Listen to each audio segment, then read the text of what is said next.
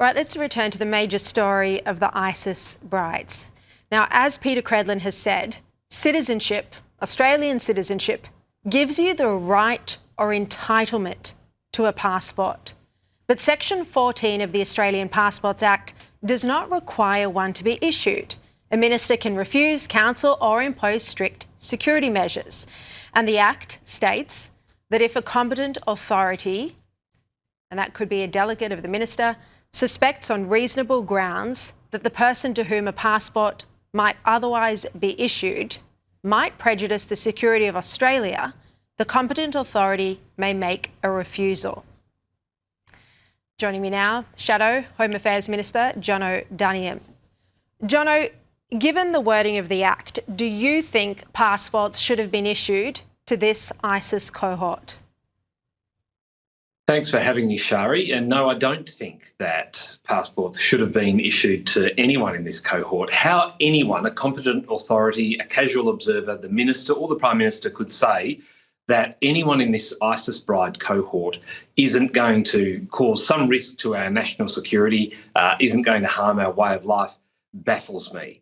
These are people that chose to go to Syria to participate in the life that they have, to support their ISIS fighter husbands, people who are not friends of Australia and our democratic ways. This is something that is incredibly concerning, and the fact that I think it has been reported 3 of these ISIS brides were apparently considered high risk. One has warranted a temporary exclusion order. Again, I don't understand why only one instead of all of the members of this cohort who could receive one of these exclusion orders hasn't. But the fact that they've been given a passport and the government say, oh, well, nothing we can do about it, demonstrates a government that isn't taking national security and their job seriously. We're seeing this argument put forward by some that, these poor children, they didn't choose to go over there, they didn't make that decision. At the start of the show, I played news reports at similar Syrian ISIS camps showing just how radicalised the children are. I'd like to get your comment on that. Well, the footage she showed at the beginning of the program there gave me goosebumps. Kids who should be playing with toys, building sandcastles, enjoying youth, saying the things that they did, gesticulating, slashing at the throat and things like that. I mean, I'm sorry. If we aren't alive to the risk that is posed by, indeed, these children, as well as the mothers of these children in these camps, then we are in a world of trouble. They've been in these camps for goodness knows how long. Some were born there, some went with their mothers to Syria from Australia, as far as I understand. To that end, radicalisation, as has been demonstrated in what you played earlier, is already a problem for these young people. So we cannot underestimate the risk, and we should not fall for these claims by groups who are saying we must bring them home for these children. I'm sorry, national security comes first.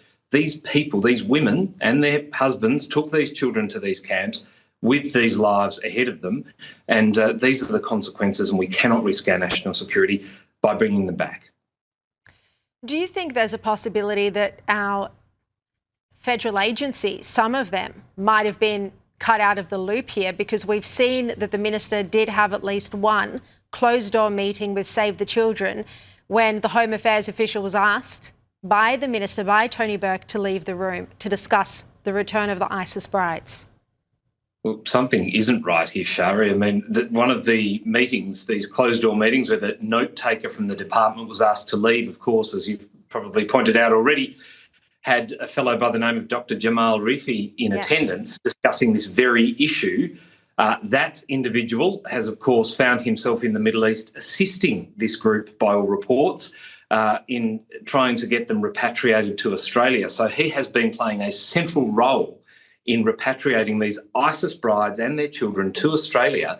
This, of course, is also a man, as we know, headed up the Friends of Burke re-election of Tony Burke campaign at the last election. So it may be the case that the agencies who should be providing this advice to the minister have been cut out of some of these arrangements. But again, these are all questions for the minister to answer, and none of them have been forthcoming today, yet the concerns keep mounting up. Yeah.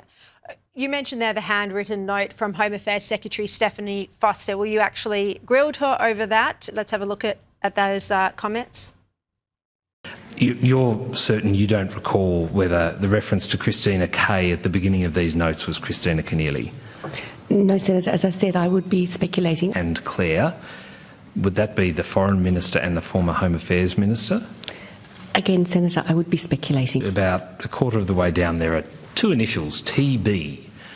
Now, can I understand from you, are they the initials of the Minister? It's a matter of fact, Senator, that they are the Minister's initials. And so to that end, does the fact that you've inscribed those there mean from that point on they are the comments made by the Minister? Senator, I am not going to speculate about what I might have meant.